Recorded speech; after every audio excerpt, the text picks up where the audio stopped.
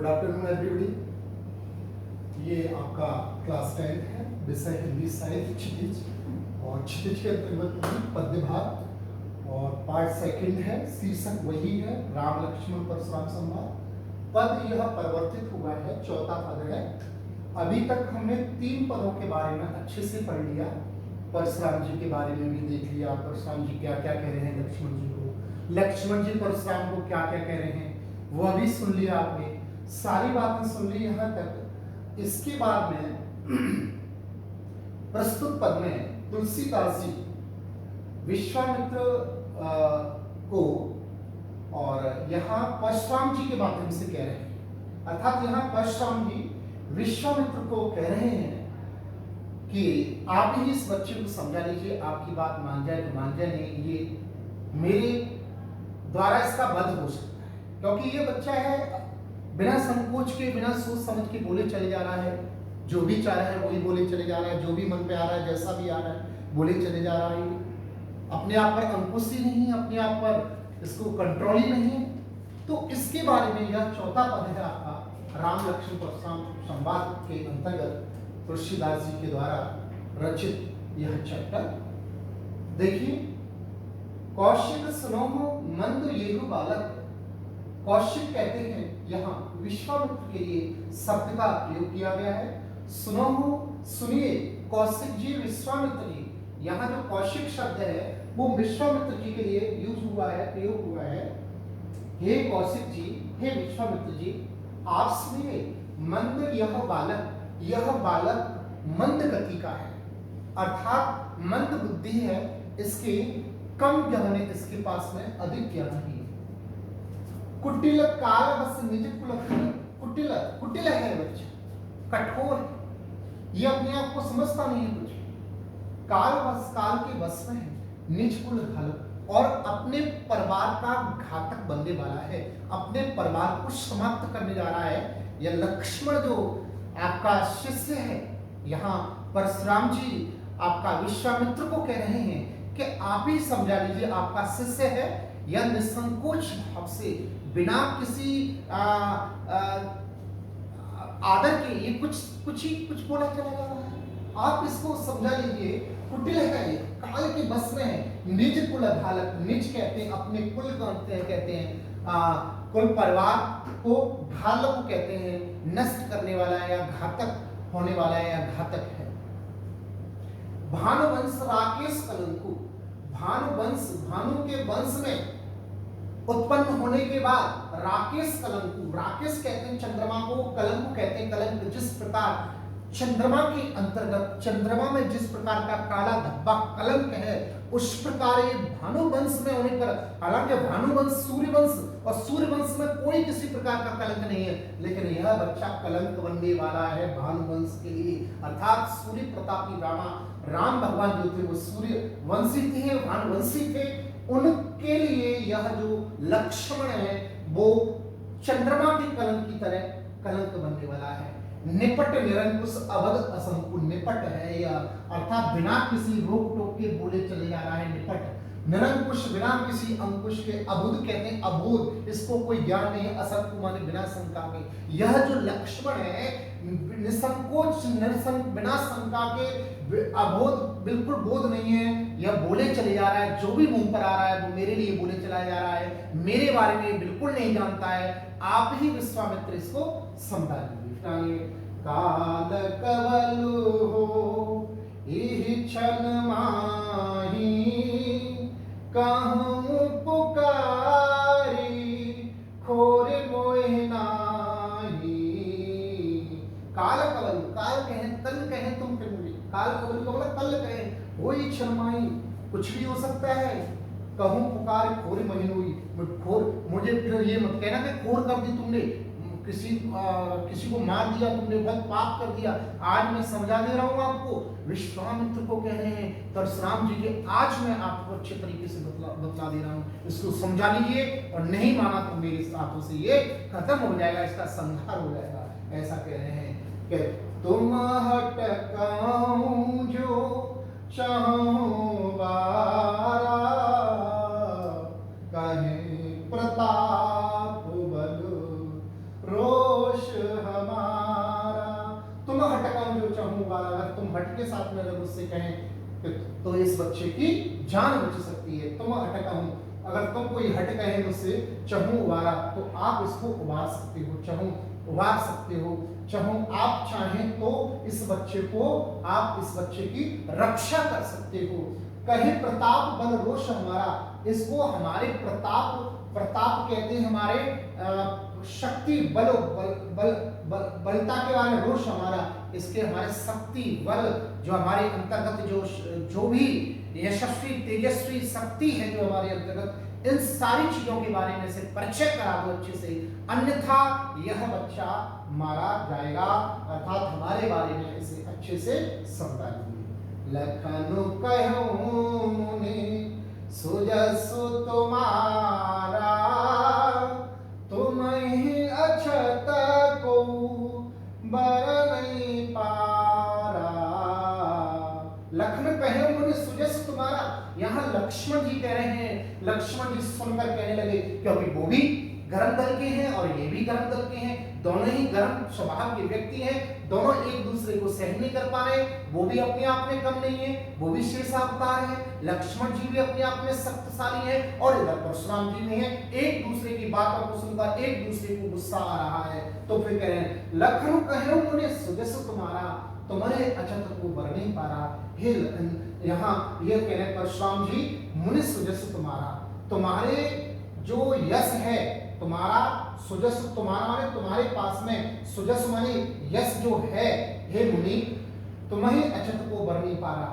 अछत तुम्हें छोड़कर, बरने माने वर्णन, पार कौन वर्णन कर सकता है, अर्थात आप स्वयं वर्णन कर दीजिए, आप जिस प्रकार स्वयं का वर्णन कर सकते हो और कोई संसार में अपना नहीं कर सकता है, आप ही वर्णन कर दीजिए। अपने मुंह तुम आपन करनी, बार अनेक भांति बहुबरनी। अपने मुंह तुम आपन करनी, बार बार अपने मुंह में ठुमिया बनने, अपनी प्रशंसा स्वयं कर रहे हैं। लक्ष्मण जी कह रहे हैं परशुराम को, प्रस्तुत पंक्तियों के माध्यम से, तुलसीदास जी के माध्यम से लक्ष्मण जी परशुराम से कह रहे हैं कि अपने मुंह तुम आपन करनी, अपने मुंह से तुम अपनी ही बड़ाई कर रहे हो, बाहर अनेक भांति बहुबरनी, अपने मुंह से आप अपनी स्वयं की बड़ाई कर रहे हो, जो कि नहीं करनी चाहिए, अपने मुंह मिट्ठू मियां नहीं बनना चाहिए, अपनी स्वयं की प्रशंसा नहीं करनी चाहिए, और आप अपने आप में स्वयं की प्रशंसा कर रहे हो। कौन कह रहा है यहाँ? यहाँ लक्ष्मण जी कह रहे हैं, प्रस्तुत पंक्तियों के माध्यम से परशुराम को कह रहे हैं, तुलसी बाबा के माध्यम से यहाँ कह रहे हैं, नहीं संतोष तो पुनि कछु कहूं, जनन संयोग की दूसरा दुख सहूं। अर्थात नहीं संतोष, अगर आपको संतोष नहीं है, अगर और संतोष करना है, पुनि कछु कहूं, और थोड़ा सा कुछ कह लीजिए। जन ऋष रोके दूसरा दुख सहूं, जन ऋष रोके, अपनी गुस्सा को रोकिए मत, अपने दुस्साहस को रोकिए मत, क्योंकि इसको रोकने से क्या है, आपके अंदर दुख पैदा होगा। इसलिए और जो भी कुछ आप कहना चाह रहे हो अपने बारे में, अपनी प्रशंसा के बारे में, आपसे बढ़कर इस दुनिया में अपनी प्रशंसा कौन कर सकता है? अगर थोड़ा बहुत और प्रशंसा रह गई हो तो उसको भी आप कह दीजिए। कौन कह रहा है? लक्ष्मण जी कह रहे हैं। किससे कह रहे हैं? परशुराम जी से कह रहे हैं। किन पंक्तियों के माध्यम से? प्रस्तुत पंक्तियों के माध्यम से। किस चैप्टर के अंतर्गत? राम लक्ष्मण परशुराम संवाद। और ये कहां से उद्धृत है? ये आपका रामचरितमानस के बालकांड से उद्धृत है ये चैप्टर। वीर व्रती तुम धीर अछोबा, गारी देतन पावं शोभा। वीरव्रती अर्थात वीर व्रत को धारण करने वाले, आप वीरता के पथ को धारण करते हो। वीरव्रती तुम धीर अशोभा, तुम्हारा धीर व्यक्ति होने वाला शोभा। आप गारी देतन पावं शोभा, आपको अच्छा नहीं लगता है, आप इस प्रकार की गाली दे रहे हैं। और एक व्यक्ति वीर व्रत को धारण करने वाला, जो पराक्रमी वीर होता है, वो रण क्षेत्र में अपने आप को जब प्राप्त करता है तो कभी अपने मुख से अपनी प्रशंसा नहीं करता है और कभी गाली गलौज नहीं करता है। जो उद्देश्य होता है उस उद्देश्य को वो कहता है। ऐसा यहाँ लक्ष्मण जी किसको कह रहे हैं? परशुराम जी को, कि वीर व्रती तुम धीर अछोवा, गारी देत न पावहु शोभा। अर्थात वीर व्रत को धारण करने वाले आप पृथ्वी में सर्वश्रेष्ठ व्रत को धारण करते हैं, गाली देत न पावहु शोभा, आप गाली देते हुए इस प्रकार आपके मुख से शोभा को प्राप्त नहीं होता है। आप ब्राह्मण होके, ब्राह्मण देवता होके, ब्राह्मणों के मुख से गाली सुनना एक मतलब बहुत बुरी चीज है कि ब्राह्मण होके आप गाली दे रहे हो मुझे और आपको शोभा नहीं देता है। यहाँ लक्ष्मण जी परशुराम को कह रहे हैं। उसके बाद में कह रहे हैं सूर समर करनी करही, कहीं न जनही वही आप, और विद्यमान रण पाए को कायर कहीं प्रताप। अर्थात सूर समर, सूर कहते हैं वीर को, समर माने युद्ध क्षेत्र को, करनी करही, जब वीर होता है वो युद्ध क्षेत्र को प्राप्त कर लेता है। कहीं न जना वही आप ही, अर्थात जना वही अपने आप को जनाता नहीं है, अर्थात अपनी प्रशंसा अपने मुख से करता नहीं है। और विद्यमान रण पाए को कायर कथई प्रताप, अर्थात जब विद्यमान रण, रण कहते हैं रण क्षेत्र को, युद्ध क्षेत्र को, पाए माने प्राप्त करके, रिपु कहते हैं शत्रु को, कायर कहते हैं, वह कायर होता है जो वीर युद्ध क्षेत्र को प्राप्त करने के बाद में अपनी प्रशंसा करता है, और जो लड़ाई का काम है, युद्ध का कार्य, उसे छोड़कर अपनी प्रशंसा, अपने प्रताप के बारे में जनाता है और लड़ाई नहीं, युद्ध नहीं करता है, वो वीर कभी कहलाया नहीं जा सकता है। क्योंकि अपने युद्ध, अपने पराक्रम से, अपने वचनों को छोड़कर पराक्रम से जो दिखाता है वो वास्तविक वीर और प्रतापी राजा होता है, जो अपने मुंह से अपनी बड़ाई न कर और अपने प्रतापपन को, अपने शक्तिशालीपन को युद्ध क्षेत्र में दिखाता है, वही वास्तविक वीर होता है। यहाँ इस प्रकार लक्ष्मण जी परशुराम को कह रहे हैं। ससरी नजर से एक बात और देख लीजिए, कौशिक स्नोहमंद यह बालक, हे कौशिक कहते हैं विश्वामित्र को, या कौशिक शब्द का प्रयोग विश्वामित्र के लिए, स्नोहमंद यह बालक, सुनिए यह मंद बालक है, अर्थात बुद्धिहीन बालक है, कम बुद्धि बालक है। ऐसा परशुराम जी लक्ष्मण को कह रहे हैं। कुटिल काल अपने अपने काल का, अपने कुल का ये अपने कुल को नष्ट करने जा रहा है, अर्थात नष्ट कर सकता है, अर्थात अपने कुल पर धब्बा बन सकता है, अर्थात अपने कुल का घातक बन सकता है। ये इस प्रकार का व्यवहार कर रहा है। भानुवंश राकेश कलंक, भानुवंश का है, वैसे तो ये भानुवंश का है, सूर्यवंश का है, भानुवंश सूर्यवंश का है, राकेश कलंक, लेकिन चंद्रमा की, राकेश का अर्थ है चंद्रमा, कलंक माने चंद्रमा के समान कलंक बनने वाला। निपट रंकुश अवध अशंकु, निपट है, निरंकुश है, बिना अंकुश के अवधु, अवधु माने अबोध, जिसको कोई भी बोध ना हो। अशंकु कहते बिना संकोच के, बिना शंका के, काल कवल हुए क्षण माही, कि वे आप ये मत कहना कि ये क्या कर दिया तुमने, मुझे फिर दोष मत देना, खाओ पुकार कोई मुझे नहीं। फिर आप, मैं बार बार कह रहा हूँ कि आप इसको बचा सकते हैं, या इसको मेरे प्रताप के बारे में, मेरी शक्ति के बारे में बता दीजिए, आप इसको उबार सकते हैं, बचा सकते हैं, अगर नहीं उबारा तो मैं इसको खत्म कर दूंगा। ऐसा परशुराम जी कह रहे हैं लक्ष्मण को, तुम हट कहूँ जो चाहूँ उबारा, अगर आप कहें, अगर आप हट करेंगे तो मैं इसको छोड़ दूंगा, कहे प्रताप बल रोष हमारा, और इसको समझा लीजिए मेरे अंदर कितना प्रताप है, कितना बल है, कितनी शक्ति है, इसको सारी बातों के बारे में समझा लीजिए।